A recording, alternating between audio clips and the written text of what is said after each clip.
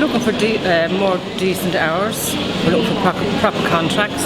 We're looking for a bit of respect from the management, because we don't get treated properly. So unfortunately, the contract is 15 to 37 and a half hours. So you might get 30 hours one week, and then you don't know what pay you're bringing home. Then the following week, you could be only 20 hours. It depends on how the business is doing, obviously. I mean, you might have your take-home pay. Could be €200 one week. The next, it could be €300. You still have to put food on the table for the children. You still have to pay your bills, and you're not guaranteed that.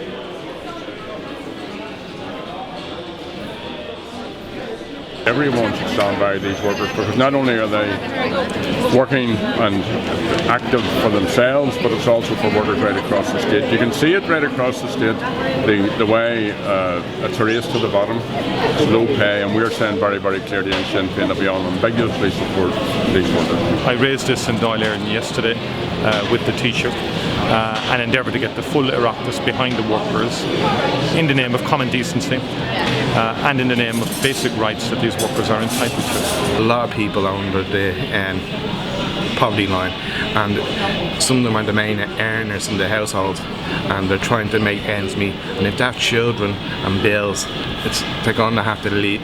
They have to sacrifice certain things to make things meet. You know, this is 19th century stuff, and we don't need it. Other stores have changed. It's reminiscent of the days, the kind of low-hour contracts that are in play here, 15-hour contracts and so on, are reminiscent of the days when people were gathering at the side of the road, whether they were fruit pickers or doctors or whatever, waiting for the employer to call them to work, not knowing whether they'd have work or not. And many of the workers can't get car loans, can't get mortgages, have no certainty in planning their weekly lives, don't know what their income will be from week to week in many cases. And that's unacceptable, and there's no need for it.